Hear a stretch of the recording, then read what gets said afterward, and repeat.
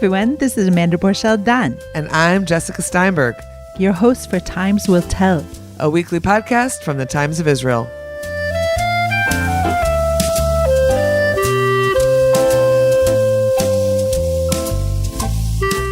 Hey, Times Will Tell listeners, it's Jessica Steinberg for the Times Will Tell, and I'm here with Eytan Peled, an American-Israeli singer and songwriter who writes music in Arabic, English, and Hebrew. Let's take a quick break for a word from our sponsor. He writes music for major Israeli singers such as Mergui and Noa Kirel, and will be part of the team writing this year's song for Israel for the upcoming Eurovision contest. His latest song, Sakatna, which is falling in Arabic. Eytan sees this song as part of an emerging movement in Israel that is using art to bring together Arabs and Jews. It's a multilingual song. It has over 500,000 views across streaming platforms. And in the music video, which we'll talk about as well, Eytan really aims to expose Israeli listeners to Bedouin culture and society in Israel. Welcome to you, Eytan. Hi, how are you? Great to be here. Assalamu alaikum. Thanks, Eytan. We're very happy to have you. You have American roots. Wondering, by the way, born in Israel or born in the States and moved here as a kid? I was born in the States. I was born in Boston. I moved as a kid. I kind of, while I was growing up, moving in between Boston and Ra'anana, Israel for my whole childhood till I was around like 13, 14 years old. Okay, so that dual citizenship life. How did you learn Arabic? What's the story on that? I think, first of all, now I can say, like, knowing myself, I'm 26. I had my birthday like 4 days ago. So it's Mazal Tov. I can say that languages is definitely something that I love. It's a big passion of mine. So that's first and foremost why I speak Arabic, because I really love languages and everything that comes with it. But I think it was kind of intuitive to me when I moved to Israel. I mean, they offer Arabic in high school as al-Chava. It's something that you can major in high school. And really interested me. I felt like I'm in the Middle East, and I don't know, I found it kind of surprising that people don't know Arabic here. I don't know, it's just something that kind of struck me, which is apparently that's like not like it's not as striking as I thought it was. But that's just that was the thought, and I fell in love with the culture and the language. And but you also write songs in it. That's taking it a step further. So from there on, I did Arabic in my army service. I was in Shmone Matayim, which is the intelligence unit. I was a commander there of an Arabic unit. And my first half a year of my service was just Arabic, like from 7 a.m. to 11 o'clock at night, just studying Arabic. So it was very intense. And after I finished my army service, I'm always looking for meaning in life and with what I do. And I just decided that I want to move my passion for Arabic to education. I felt like there's enough good people working in security in Israel who like Arabic, but there aren't enough in education. So I moved I did a crazy change in my life. I moved to a Druze village called Julis in the north of Israel. And I spent a year living with through a program. Pre-army program. Mm-hmm. Yeah, it's like a pre-army gap year kind of leadership program that brought Druze and Jewish youth together, and I lived with them, and I would teach lessons in Arabic and in Hebrew, and obviously living and being immersed, being around inside an Arab speaking village is something that helped my language also with my confidence. And when I decided to start doing music, I mean, that's a whole nother story why I decided to start that, but it kind of felt natural to my path and what I do to incorporate Arabic in my music. So I just, I don't know, I didn't really think about it. It just seemed like obvious to me. You play guitar. I don't know, yes. Maybe you play other instruments as well. I play the piano now for maybe 2 years, so guitar and piano. And I produce a little. So, today everybody's doing all the instruments through their computer. Yeah. You have to do it all. But so tell us a little bit about your musical path. When did guitar happen? When did singing and songwriting start for you? I started studying guitar when I was in second grade in Boston. I remember Gary, my first guitar teacher, teach me Smoke on the Water, all the rock songs. But I was actually very shy when I was a kid. I mean, I'd always write songs. That's something also that I'd always do in my room, but I'd never show it to anybody. And that's the whole switching gear to actually deciding to pursue music and singing in front of people and showing my songs only happened pretty late. I think it happened like after my army service, around the Mechina time, mostly in my tiyulach, the big trip after army. Which you took to where? Where did you go? I went to South America for half a year, and I don't know, I just had this like kind of switch in my mind. I was like, this is the time to try all the discomforting things that I always thought are like something that, like the opposite of like every like decision I had to make. Suddenly I would think what's like comfortable and what's not comfortable, and I'd try and do what's less comfortable. And pushing I yourself. Yeah, mamash. So I just went out to the street. I'd take a guitar, I'd perform in the street. And I remember my first show in Brazil, I was just like standing in the street and there's like 100 people stopping to watch me. And I was like, there's something here. Wow, I might know how to do something here. Okay. Yeah. So I came back to Israel and I just went all in with the music. I just started to work with producers, work on my own songs, and just show it to be, step by step. But and then my first song out was a big like a viral hit here in Israel. Let's listen to a short piece of Eytan's breakout hit, Where Are the Days, which went viral when it first came out. Eytan was also nominated as the Galgalatz 2020 Breakout Artist of the Year. Following this first single, Galgalatz is one of the hit radio stations here in Israel.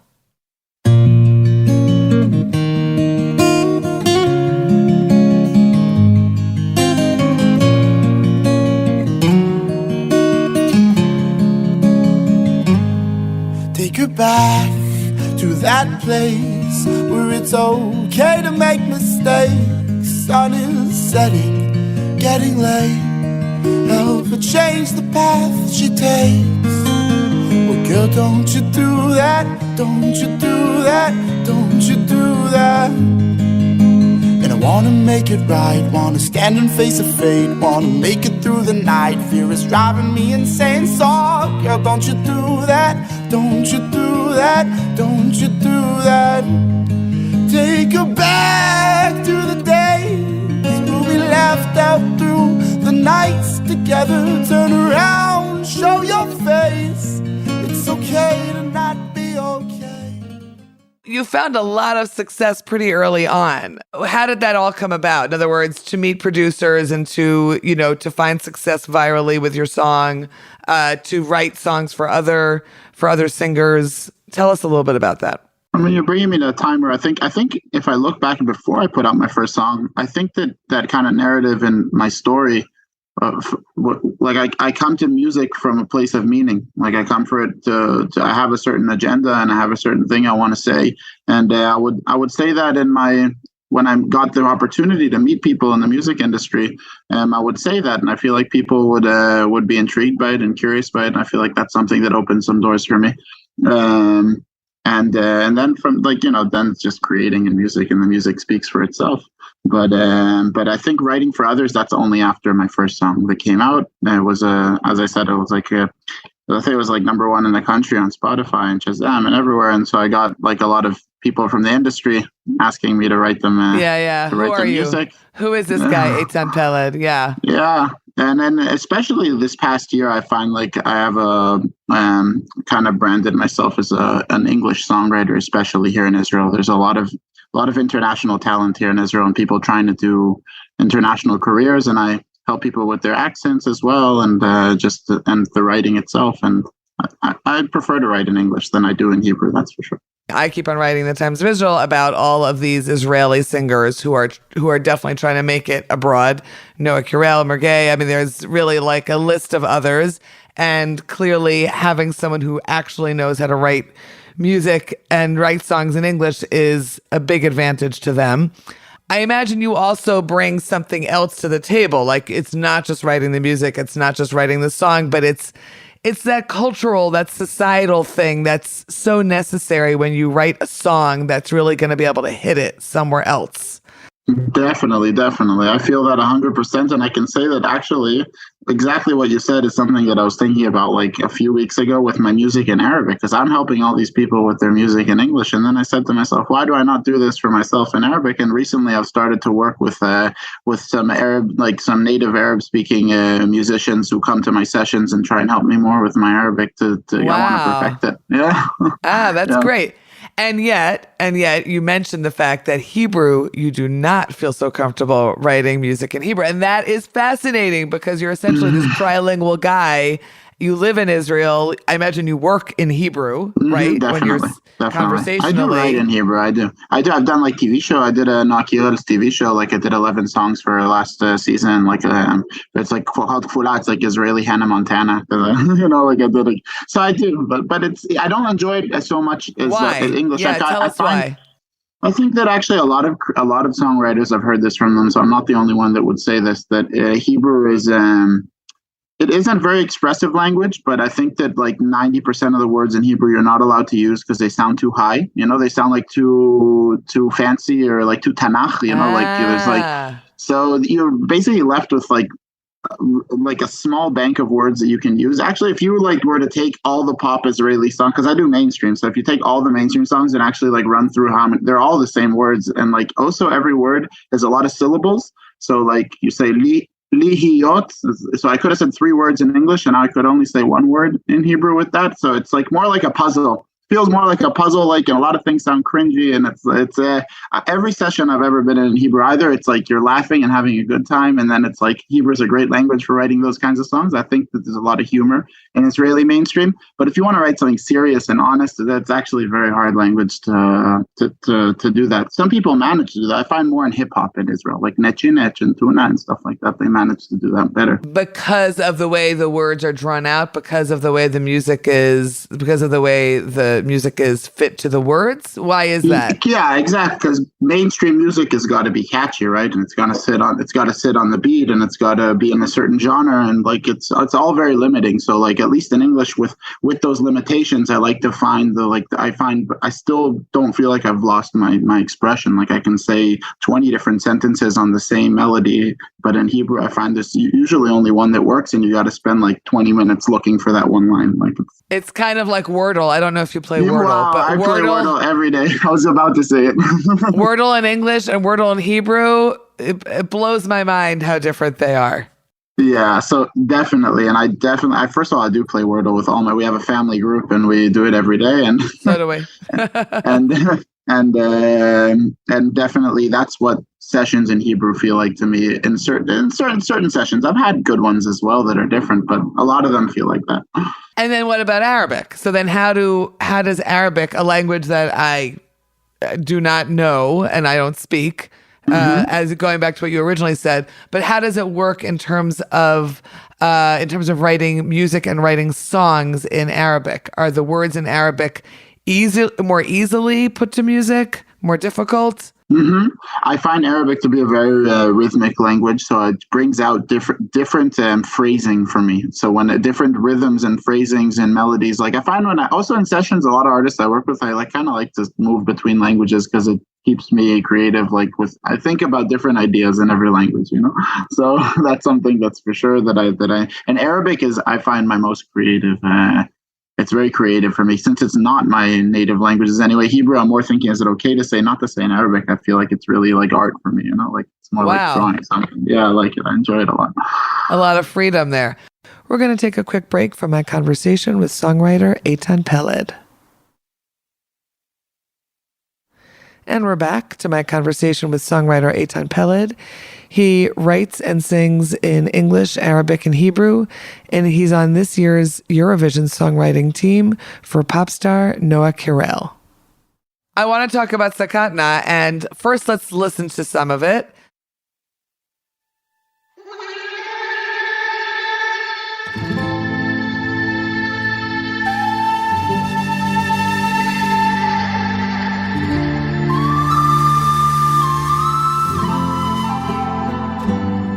I'm used to living on the low to be untraceable. I used to never give a damn, and now I'm breakable, incapable to gain control. I need some space to grow, to face my soul and be someone that doesn't stutter when uncomfortable. Now I could really use a cover, I feel vulnerable. I'm cold and small, I'm on the fall, I'm naked. Don't help me up, I need to fall to make it. حتى لما قلبي هواك قلت لي لا سكت. مرت أيام وذكريات وأنا وياك سكتنا.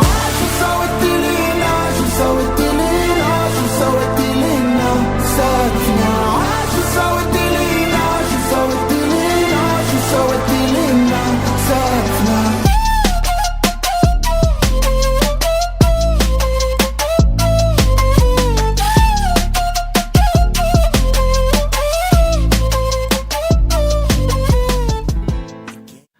that's just a little bit of a clip, and we'll have some of it at the end as well. First, let's talk about the video for a second, which is visually beautiful. It's listeners will have it linked to the article that is linked to the podcast.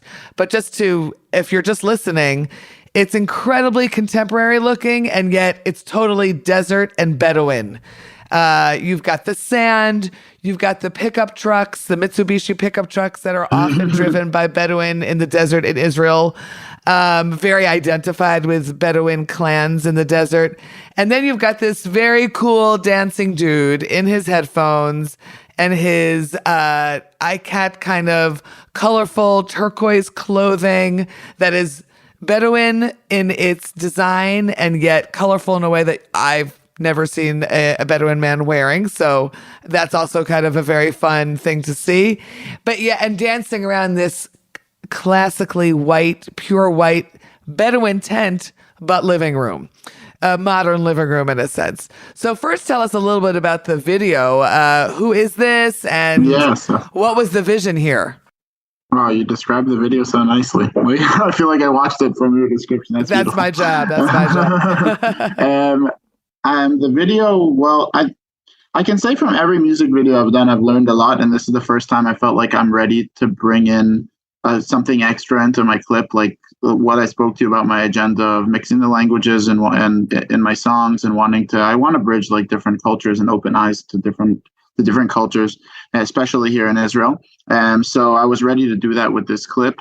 And what I did was, first of all, it's the first time I worked with a producer on this song called Stav Beger, who is very well known. I'm just going to say to listeners, yeah. So he's like won the Eurovision with Neta Barzilai and done a lot of major hits here in Israel. And I feel like it was also with the production and also with the clip, I just like the first time I heard the song, like when he sent it to me, which is very special when a producer sends you a song for the first time and you get to hear kind of like a finished version. I just had the idea for the clip, like, which I don't have. That's the only time that's ever happened to me. And I just really imagined this Bedouin nomad who's wearing like Beats headphones, like really modern headphones. And I was like, wow, the song in the production really brings together like Oriental, Middle Eastern kind of like culture when it comes to music, and it kind of clashes that with modern, like more electronic music. And I just really wanted to bring something visual that kind of shows that like a Bedouin who's trying to break out the boundaries of like he wants to keep his identity and culture, but he also wants to break into something more modern,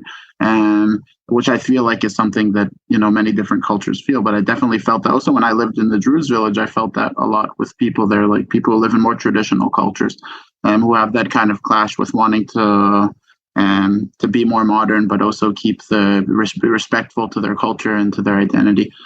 So that's what I did. I took my photographer called Daniel Tzayiri, which I've been working with for a long time. We drove to the south of Israel near Arad. And I just took my car a week before the clip. I drove into, how do you say, like a pzuot, like the Bedouin, they live in a settlement, like a Bedouin settlement. They're makeshift, like... tent gatherings. They're very makeshift looking, right? Yeah, everybody there is making their own houses. You know, they're building them themselves. So I just took my car and I went for a full day into like multiple settlements like this, who's probably never seen like somebody Jewish like just drive into their settlement. So I got probably a lot of no's.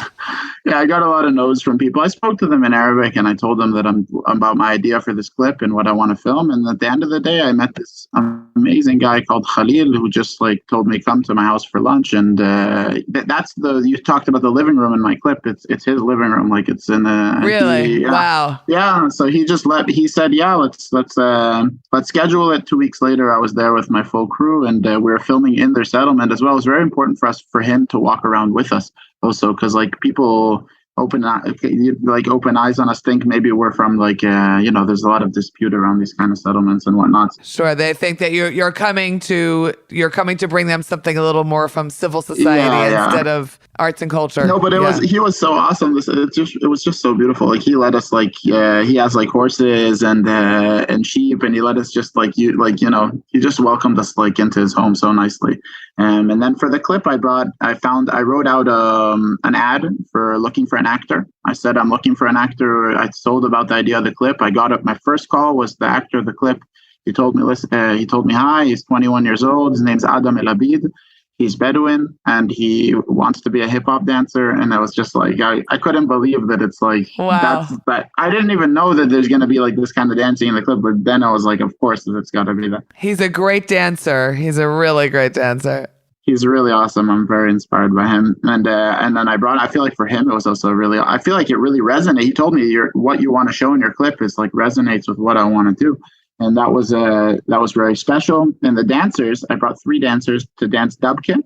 I wanted to bring I wanted him to dance hip hop and the dancers to dance like the more traditional Arab dance. But actually, unknown fact is that these dancers are the Jewish Yemenite, they're Temanim. And I dressed them up as Bedouin. I dressed them up as Bedouins. So it was like a mix of all culture. Big mishmash.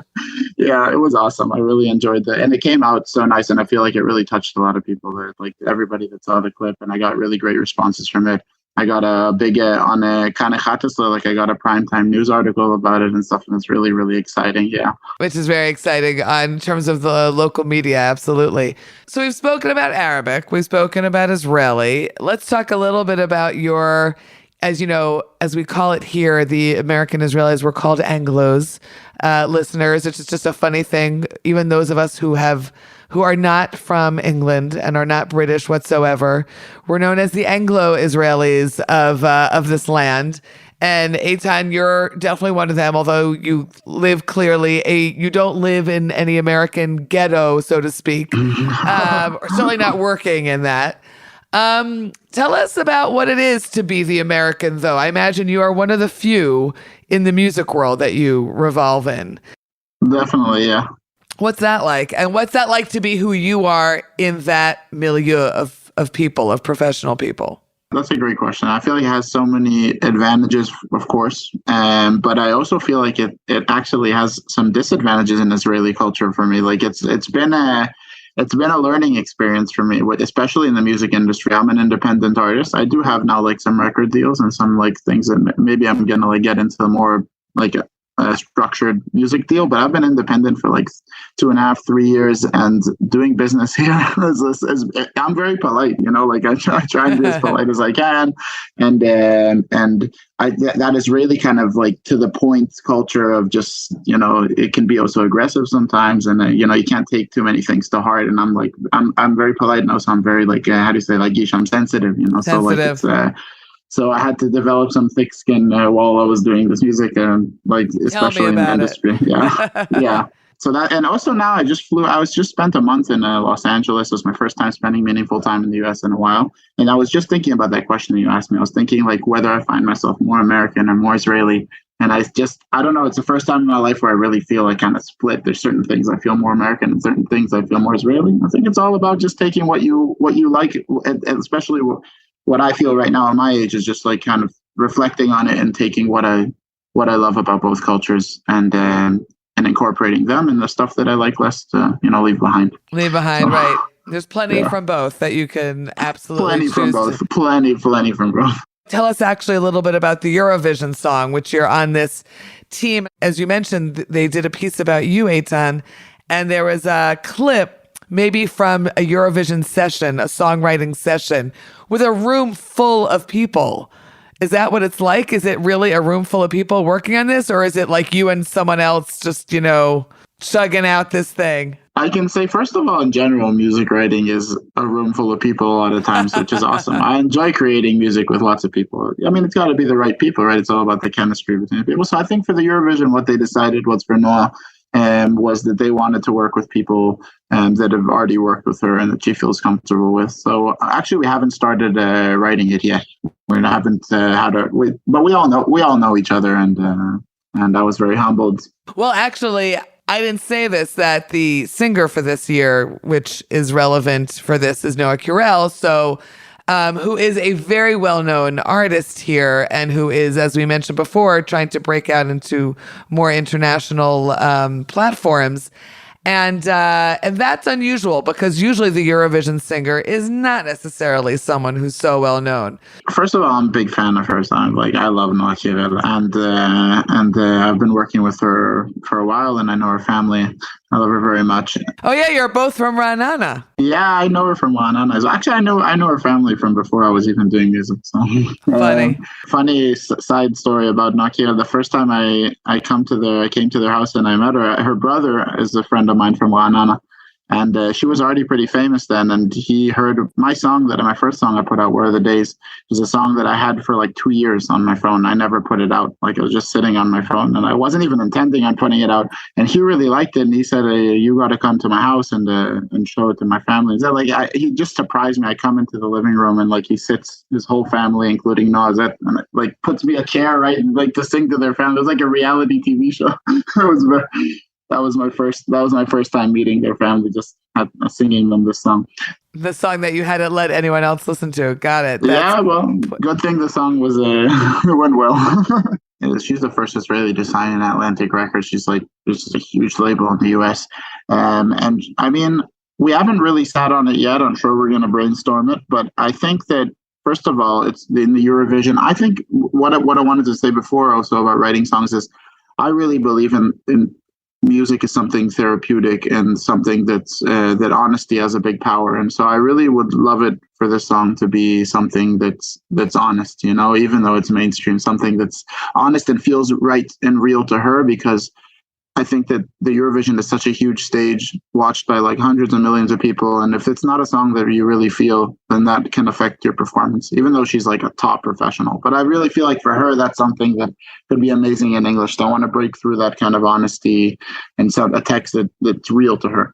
So that's where I think I can bring my, meet myself to the table with that. Because that's something I love doing with artists. I love sitting with artists and just talking about real things with them. I feel like people don't do that so much, right? I mean, you would think in music that's what people do, but not really. Interesting. It's surprising. Yeah. It is kind of surprising, but I get it also, I think.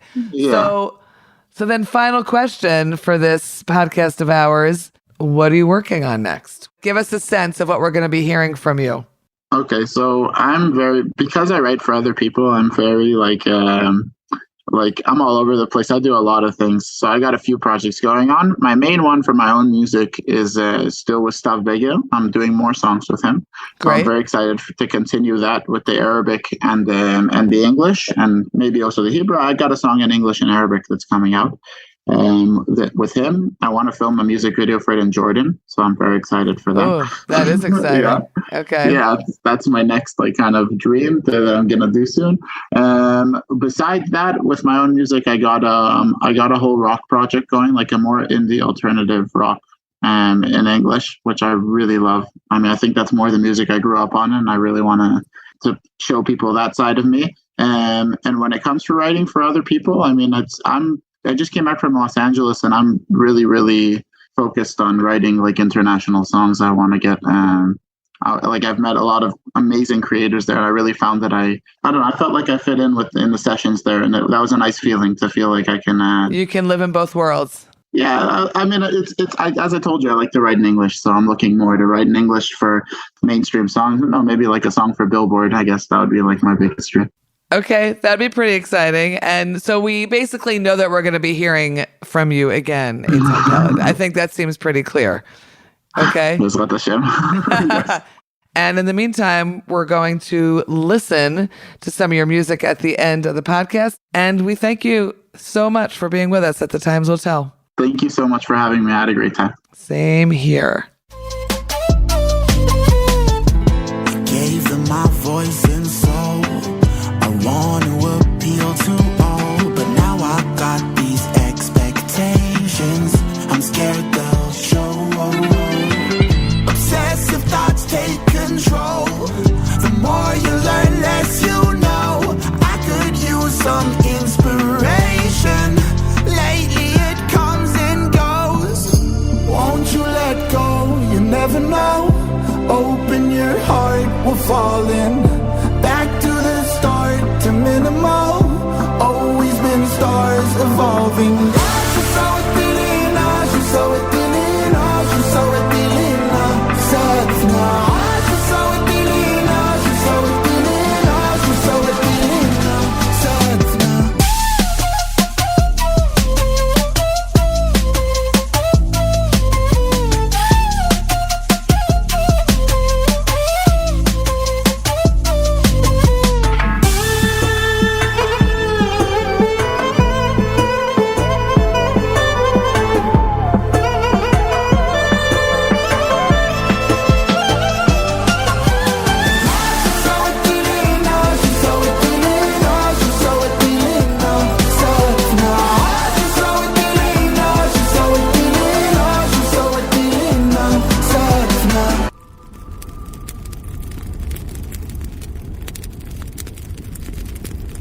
לא יכול להיות כאלה פעמים, אני לא מבין את זה. לומדים שירים.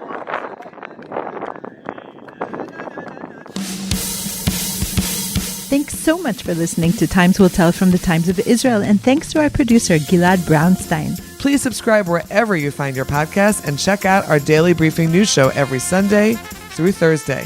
Like what you hear? Consider rating us on Apple Podcasts or Spotify to spread the word. Until next week. Shalom.